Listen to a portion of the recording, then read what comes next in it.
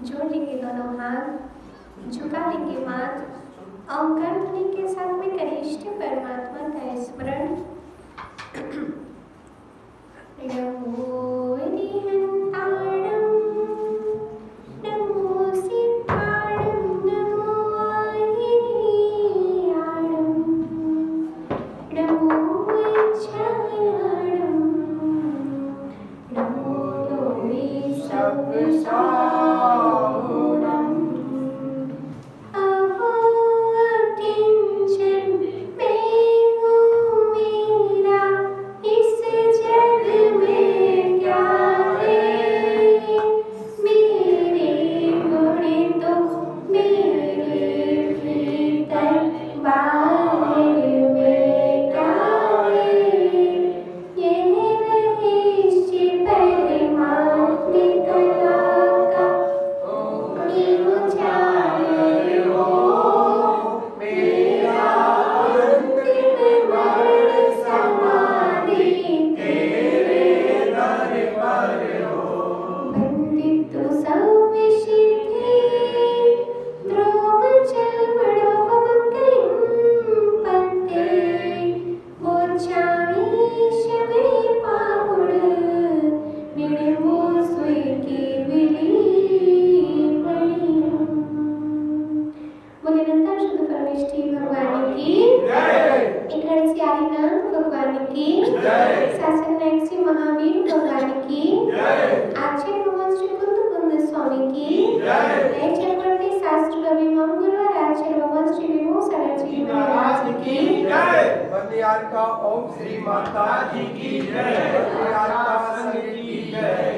अर्णाणमयो भावो अर्णाणिरो गुणतितिरिकं वाणी, नाणमयो नाणीष्यदो नागुणदितं हादुकं वाणी, नाणमया भावाहो नाणमयो जीव जायते भावो, जम्हा तम्हा नाणीष्य सबे भावुडाणमया। अर्णाणमया भावा अर्णाओ जीव जायते भावो, जम्हा तम्हा भावा अर्णाणमया नाणीष्य।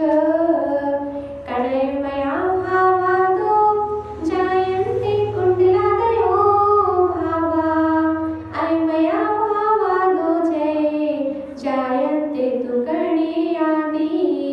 अर्णमया भावा अनानिनो बहुविधा विजायन्ते, नाणस्ततो नाणमया सर्वे भावतः भवन्ति, सर्वे भावतः भवन्ति।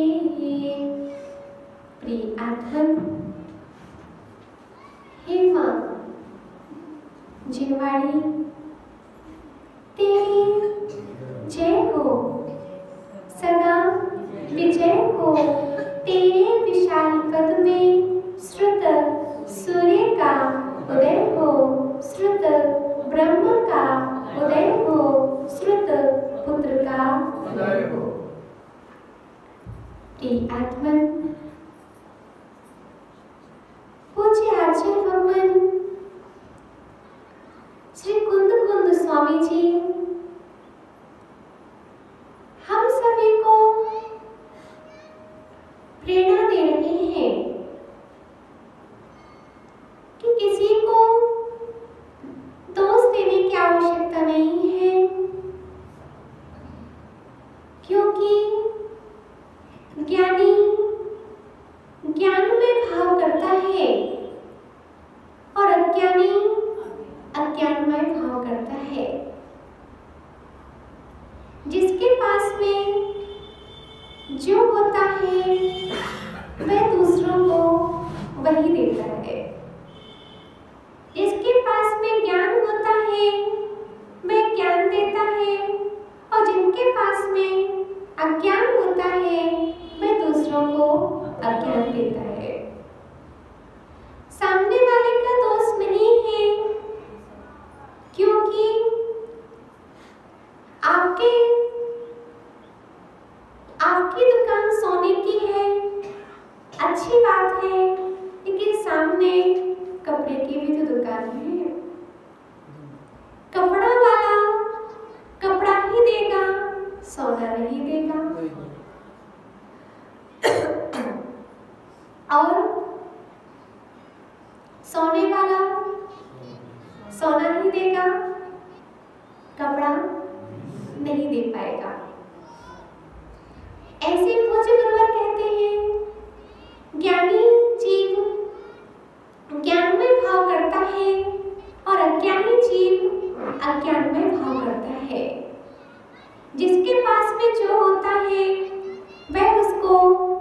देता है। इसलिए पूज्य गुरुवर कहते हैं कि ना तो पिता अपने बेटे को कुछ दे सकते हैं, ना पुत्र अपने पिता से कुछ ले सकता है। हम कह दें लौकिकता में कि हमने अपने बेटे को योग्य बना दिया, हमने अपने बेटे को सब कुछ दे दिया, लेकिन सब कुछ पिताजी, बोलो दादी, सब कुछ पिताजी नहीं दे सकते हैं, क्योंकि अपनी आत्मा का एक परिणाम भी वह अपने पुत्र को नहीं दे सकते हैं। देखो, संस्कार बस पुत्र कुछ भी कर सकता है, क्योंकि आज आपका पुत्र बना है, पहले तो अनेक का पुत्र बन चुका है। आज आपकी पुत्री बनी है, पहले तो अनेकों की पुत्री बन चुकी है।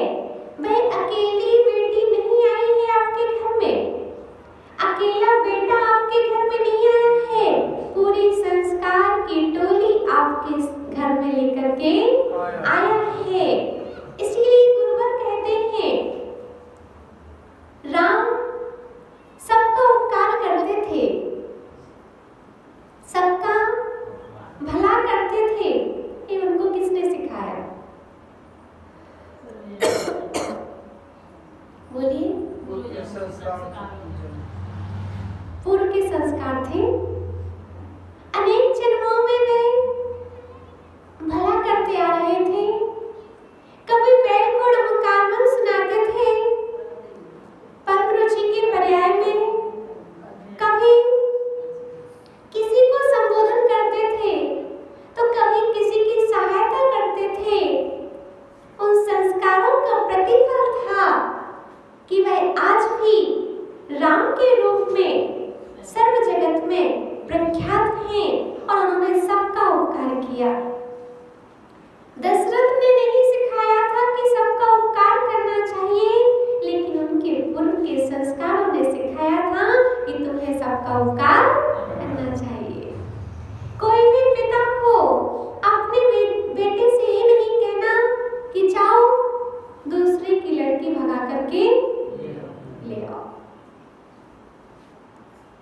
रावण कितना भी लास्ट में बुरा हुआ, पहले का जीवन तो उसका बहुत अच्छा है। उसके पिता ने कभी ये नहीं सिखाया था कि कभी तुम सीता को या किसी की पर स्त्री को हरण करके ले आना। बोलो, किसने सिखाया था?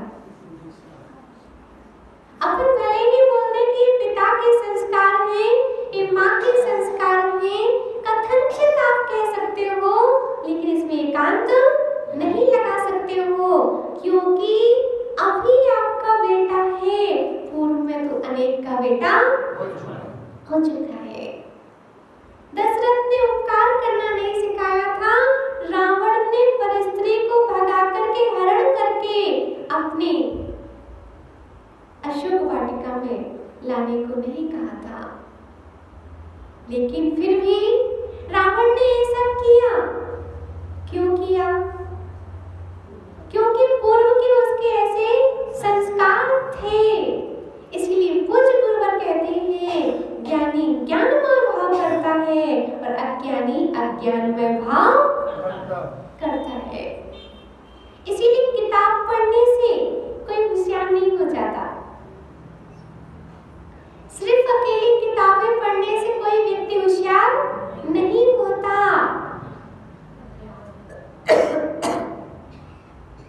इसलिए हमारे लिए चाहिए कि हम अपनी आंखों का प्रयोग जिनवाणी के लिए करें, हम कानों का प्रयोग जिनवाणी सुनने के लिए करें, क्योंकि मेरा जीवन सिर्फ ज्ञानमय भाव करने के लिए है। अगर ज्ञानमय भाव नहीं बना पाए तो हम दूसरों को दोष देते रहेंगे। उनके बेटे ऐसे हैं, उनकी बेटी ऐसी है। एक पिता अकेले के संस्कार नहीं है, अकेली माँ यहाँ के संस्कार नहीं है, ये तो भाव भाव के हमारे संस्कार है।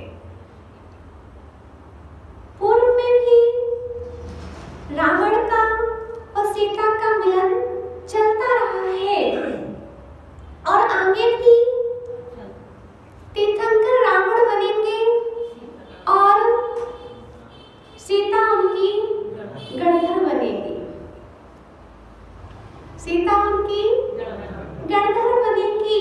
कितना भी दूर हटने का प्रयास किया जाए, लेकिन जो वस्तु हमारे पास में आनी होनी होती है वह समय भी आ जाती है। इसीलिए पूज्य गुरुवर कहते हैं, अगर आपके पास में ज्ञान है तो आप ज्ञान का परिचय दीजिए, अज्ञान का परिचय मत दीजिए, क्योंकि जीवन हमारा है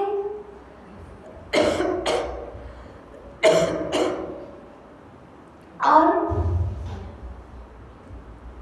जीवन के लिए हम किस दिशा में ले जाना चाहें उस दिशा में हम इसको ले जा सकते हैं। जीवन को हम ऊंचाइयों पर भी पहुंचाया जा सकता है और जीवन को हम नीचे भी ले जा सकते हैं। जो जितना ऊपर उठना चाहता है वह ऊपर भी उठ सकता है और जो जितना नीचे जाना चाहे वो नीचे भी गिर सकता है। आज हम लोग जंगल जा रहे थे और जंगल में एक मरा हुआ सर्प पड़ा हुआ था। फिर विचार किया कि ऐसी हमारी भी अनेक पर्याय निकल चुकी हैं। अभी हम कह रहे हैं कि ये हमारा शरीर है, मेरा शरीर में से जब आत्मा निकल जाए तो ऐसा करना वैसा करना, लेकिन मेरी अनेक पर्याय तो ऐसी निकल गई कि कोई बाहर निकला और हमको कुचल करके चला गया। हमारी एक उंगली चलती है, हमारी उंगली अगर गेट्स में चप जाती है तो कितनी वेदना होती है, लेकिन सर्प के ऊपर में एक गाड़ी निकलती होगी तो उसको कैसा लगता होगा। इसीलिए प्रिय आत्मन, हम अपनी भावों की विशुद्धि को बढ़ा करके निज आत्मा का ध्यान करके अपने ज्ञान का परिचय दें। सौधर्म इंद्र भी सौधर्म इंद्र भी स्वर्ग में रहता है, लेकिन स्वर्ग में रह करके वह सबको तो सुन पाता है लेकिन प्रभु को नहीं सुन पाता। इसीलिए सौधर्म इंद्र भी स्वर्ग से चल करके तीर्थंकर भगवान की दिव्य देशना सुनने के लिए मध्य लोक में आता है, क्योंकि उसको ज्ञात है कि सबके सुनने में मेरा कल्याण नहीं है। सबकी सुनने में मेरा कल्याण नहीं है। मेरा कल्याण कहाँ है? सर्वज्ञ की सुनने। कौन? नहीं, हाँ, अभी पंचम काल है इसलिए नहीं आ सकते हैं।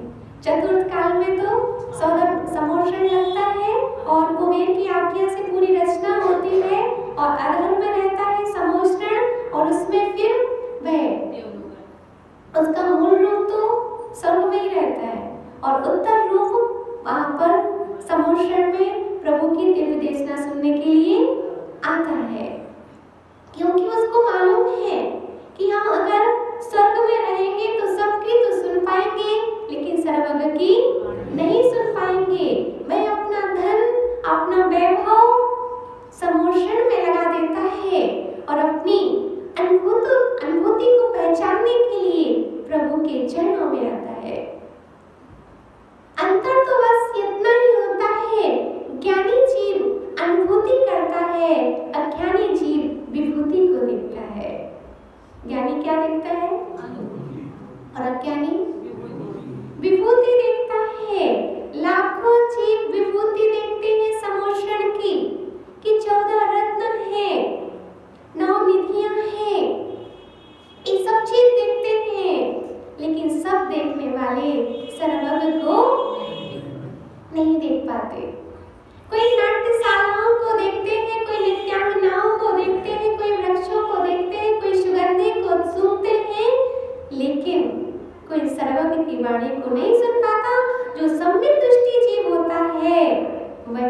प्रभु की वाणी को सुन पाता है। क्यों होता है ऐसा?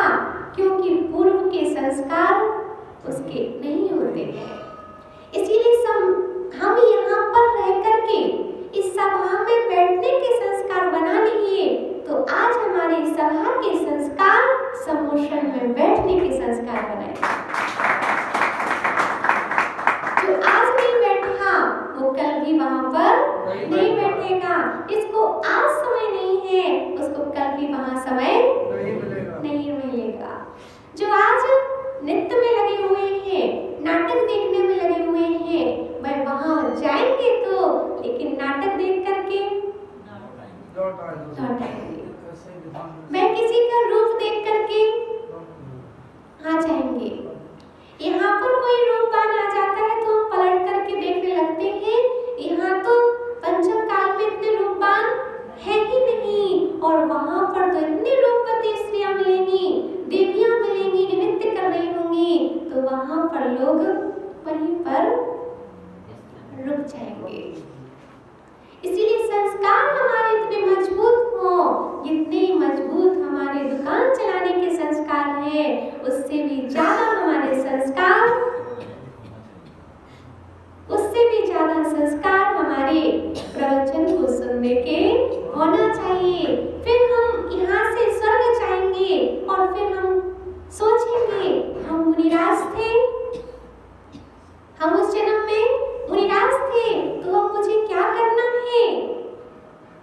हम उस समय श्रावक थे, तो अब मुझे क्या करना है? संस्कार बड़े काम करते हैं। मिथ्या दृष्टि देव होगा तो अपनी देवियों में लगा रहेगा, उन्हीं को उद्यान में, वन में घुमाता रहेगा। लेकिन सम्यक दृष्टि देव होगा, वह सोचेगा कि चलो अपन तीर्थ वंदना के लिए चलते हैं, चलो नंदीश्वर देव की वंदना करने चलते हैं, श्री मंदिर स्वामी की देशना सुनने चलते हैं। तम इदम समोषणम, क्या यह वही समोषण है? ऐसा विचार करेगा सम्यक दृष्टि, और देवी को देख करके जीर्ण तृण के समान छोड़ देगा। जैसे पुरानी घास होती है, ऐसे ही वह देवी को भी सोच करके छोड़ देगा कि ये देवी मेरे साथ में जाने वाली नहीं है, मुझे तो जिनेंद्र देव के दर्शन करने जाना है। और यही सोच लीजिए कि हमारे अभी संस्कार किस चीज के हैं। अगर प्रवचन के संस्कार यहाँ पर मजबूत हैं, तो नियम से आपको प्रवचन वाला स्थान मिलेगा जहाँ पर प्रवचन होते होंगे। अगर हमारा पूजा का संस्कार है तो हमें पूजा के योग्य क्षेत्र मिलेगा। अगर व्यक्ति के संस्कार मजबूत हैं तो वह विदेश में रह करके भी स्वाध्याय कर लेता है, और अगर संस्कार मजबूत नहीं है तो अपने देश में रह करके भी मंदिर उसको दूर लगता है।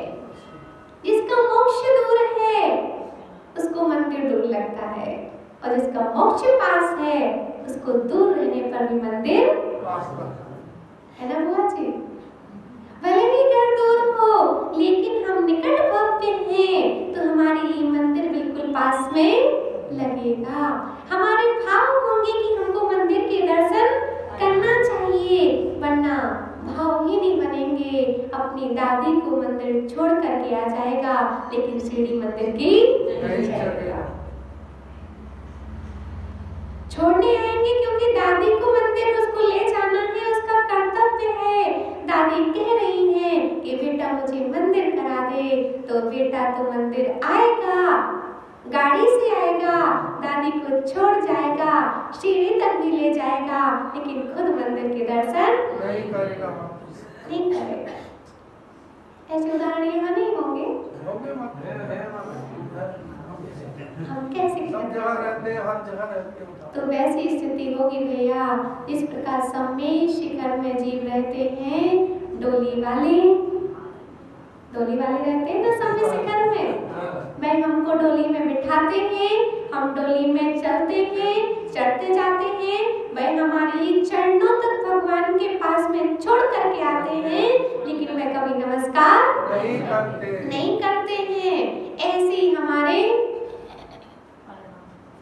स्थिति तो नहीं है कि हमारे बच्चे हमको मंदिर तक तो छोड़ने जाए उस डोली वाले के समान। अब डोली नहीं है तो गाड़ी है, गाड़ी से छोड़ने आए, लेकिन हमारे बच्चे अगर मंदिर नहीं आए तो समझ लेना इस डोली वाले में और हमारे बच्चे में कोई ज्यादा अंतर नहीं है। बुरा नहीं मानना आप लोग। शिखरजी में रहने वाला प्रत्येक जीव भी मंदिर के दर्शन कर सकता है, लेकिन किसी के भाव नहीं बनते। इसीलिए भाव सहित बनते जो कोई, ताहे नरक पशु गति ना होई। इसीलिए जो भाव सहित बंदना करता है उसके लिए नरक क्लेश आयु का बंध नहीं होता है। इसलिए भाव सहित बताया है, वरना डोली वालों को भी मोक्ष पड़ लग जाए, वरना डोली वालों को मोक्ष होने लग जाए। खिलाते भी हैं, पिलाते भी हैं, वहां तक ले भी जाते हैं, किसी की परिक्रमा भी लगवा देते हैं अगर नहीं बनता है ज्यादा चलते हुए, लेकिन खुद नमस्कार नहीं करते। तो अपने बच्चों से कहना कि ये बेटा 2 मिनट और लेट हो जाना तो मुझे छोड़ने आए वो गाड़ी से और दर्शन करके और चले जाओ, तुम्हारा कुछ घटेगा नहीं। अगर 5 मिनट बाद भी हमारी दुकान खुलती है तो हम कहते हैं जो मुनाफा आपको कम होने वाला था उससे अधिक होगा अगर हम प्रभु के दर्शन वंदना करते हैं तो।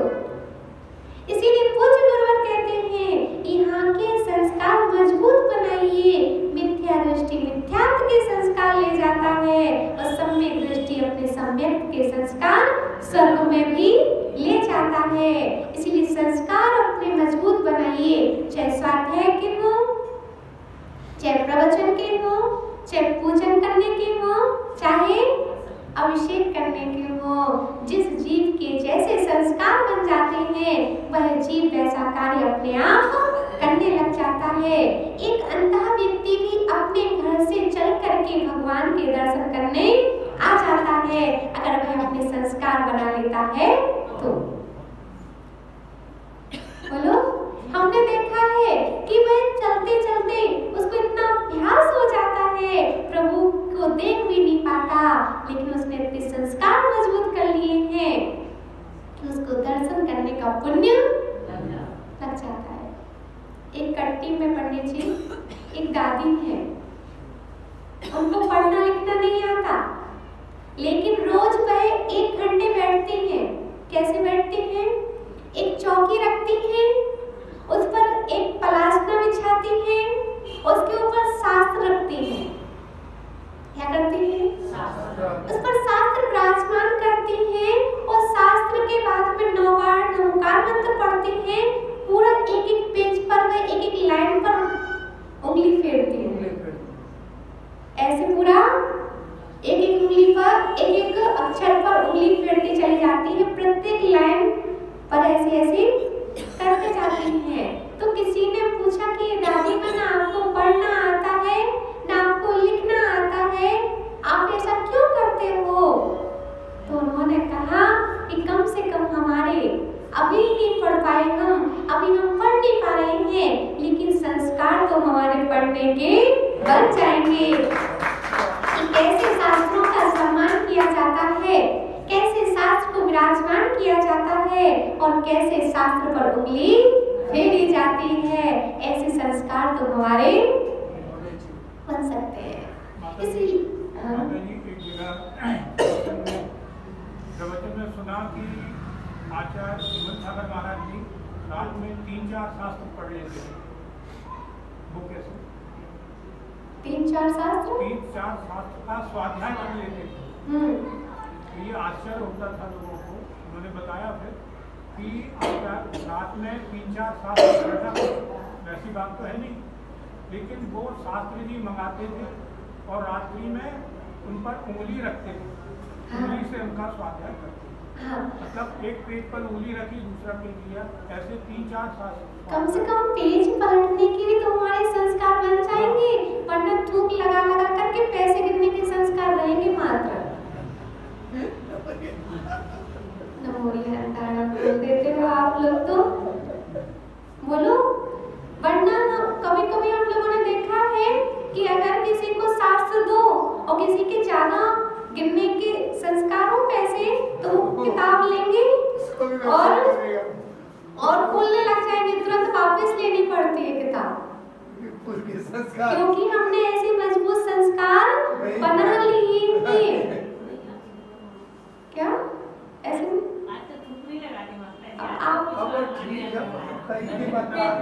आप महान होंगे, लेकिन हम और लोगों की बात कर रहे हैं जिनको हमको महान बनाना है ना। आप तो बन चुके महान हो, लेकिन और सभी को बनाना है, इसलिए हम लोग बता रहे हैं कि आगे हम ऐसी गलती ना करें। जिनवाणी का पेज कभी ऐसे नहीं पलटना चाहिए, ऐसे पलट रहे हैं, ऐसे नहीं, विधिवत एक पेज लीजिए, ऐसे करके पलटा जाता है हमेशा, ऐसे करके पेज पलटा जाता है। विधिवत उसको आसन दिया जाता है। जिस प्रकार गुरु के आने पर हम खड़े होते हैं, जिस प्रकार हम प्रभु के आने पर खड़े होते हैं, उसी प्रकार जिनवाणी माँ जब आती है तो हर जिनवाणी के लाल को उठ करके खड़ा हो जाना चाहिए। एक परंपरा हमने मात्र बराइठा नगर में देखी है कि अगर शास्त्र वहां से लेकर के कोई आ रहा है सिर पर रख करके, तो सारे जिनवाणी के लाल एकदम खड़े हो जाते हैं। जिस प्रकार प्रभु का आगमन करते हैं ताली बजा करके कि प्रभु आ रहे हैं, चमड़ ढोरे जा रहे हैं, ऐसी जिनवाणी का आदर भी किया जाता है। तो हे माता, आप एक मत कहना कि हमको याद नहीं होता, कि हमको याद नहीं रहता। आप जिनवाणी का सम्मान करने लग जाओ, आपको जिनवाणी माँ याद हो जाएगी। बहुत सम्मान कीजिए आप जिनवाणी का। कभी शास्त्र को नीचे लटकाना नहीं चाहिए। बहुत लोगों को देखा है कि जिनवाणी लिए हैं और नीचे लटकाते जा रहे हैं, हिलाते जा रहे हैं। काश आपके हाथ में 2 महीने का बच्चा होता तो उसको भी हिलाकर ऐसे चलते क्या, एक हाथ से पकड़ करके कि काकरी में दबा करके? बोलो।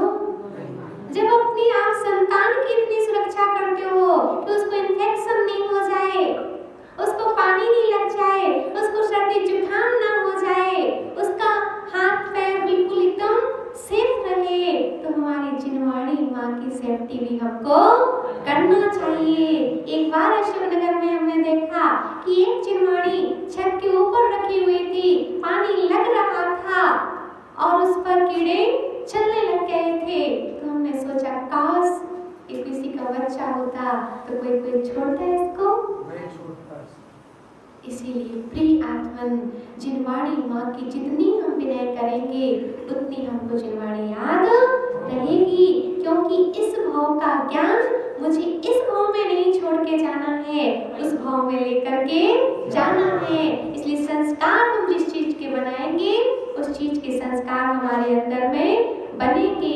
इसलिए प्रिय आत्मन, गुरुवर कहते हैं ज्ञानी जीव ज्ञान भाव करता है और अज्ञानी जीव अज्ञान के भाव करता है। इसके पास में जो होता है वह वही तो करता है। इसके पास में गाथाएं होती हैं वो गाथा सुनाता है, इनके पास में गाली होती है हमने बोलते, बोलो क्या होता है जिसके पास गाली होती है वो क्या कराता है?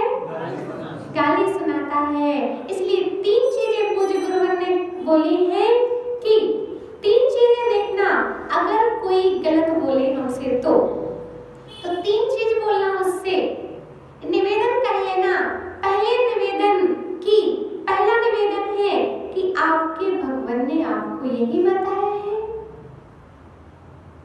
आपके भगवान ने आपको यही बताया है, क्या यही शब्दों का उच्चारण आपके भगवान करते थे जो आप कर रहे हो? और दूसरा निवेदन कि क्या आपके गुरु ने आपको यही सिखाया है? तीसरा निवेदन कि क्या आपने शास्त्र सभा में यही सुना है?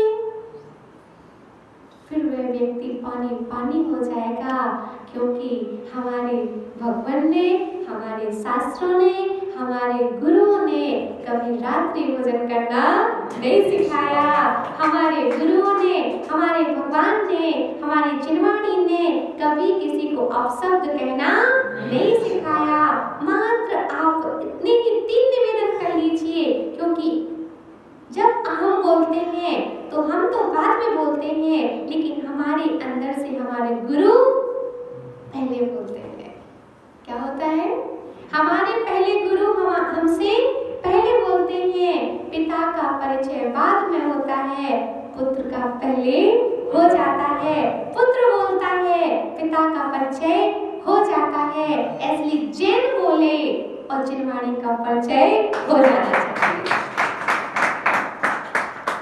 जैन के निकलने से जिनवाणी का परिचय हो जाना चाहिए, और हमारे निकलने से हमारे गुरुओं का परिचय हो जाना चाहिए। हमारा परिचय, क्योंकि दिगंबर तो आप लोग हो नहीं, हो क्या? क्या हुआ? दिगंबर कहाँ से हो? हमारे गुरु दिगंबर हैं। आइडेंटिटी कार्ड तो हमारे गुरुवर हैं, उनकी पहचान से हमारी पहचान है। दिगंबर गुरु हैं, उनसे हमारी पहचान है। अब हमारी पहचान तो कुछ नहीं है, इसलिए आपकी पहचान आपके गुरु हैं। इसलिए आप उनकी पहचान को बताइए कि हम अगर जैन हैं तो हम रात्रि भोजन नहीं करेंगे। अगर हम जैन हैं तो किसी से अपशब्द नहीं कहेंगे। ये जैनत्व की पहचान हमारे अंदर में होना चाहिए, लेकिन ऐसा ना हो कि मात्र हम नाम के जैन बने रहे, अकेला लिखा तो रहे हमारा कि हम जैन हैं, लेकिन काम हमारे जैन के ना हो तो हमारे चिन्हवाणी माँ बहुत शर्मिंदा होगी कि मैंने भेजा था बेटा को किसी काम के लिए और बेटा कर रहा है कुछ काम। पिताजी चाहते थे कि मेरा बेटा पढ़ लिख करके डॉक्टर बने, और वह डॉक्टर तो नहीं बन रहा और किसी और जगह घूम रहा है, तो एक पिता को शर्मिंदा होना पड़ता है। ऐसी हमारी चिन्हवाणी माँ ने हमारे लिए संसार में भेजा था कि तुम संसार में रह करके संसार में मत रहना, अपने अंदर में प्रभु का ध्यान करना, सबकी नहीं सुनना, अपनी सुनना। छोटू भैया आप बोलते हो सबकी सुनो, और क्या बोलते हो? सबकी सुनो करो मन की, सुनो सबकी करो। तो भैया गुरुवर कहते हैं सबकी सुनना यानी बाहर का कचरा अपने अंदर करना है। इसलिए सबकी नहीं सुनो, सर्वज्ञ की सुनो। किसकी सुनो? सबकी नहीं सुनो, सर्वज्ञ की सुनो। अगर हम सबकी सुनते हैं तो सबका कचरा हम अपने अंदर करते हैं। इसलिए सर्वज्ञ की सुनना है और मन की नहीं करना, हमें तो महावीर की करना है। इसलिए सबकी नहीं, सर्वज्ञ की सुनो और मन की नहीं, महावीर की करो। इसी मंगल भावना के साथ हम लोग परम पूज्य आचार्य श्री विभो सागर जी महाराज की जय।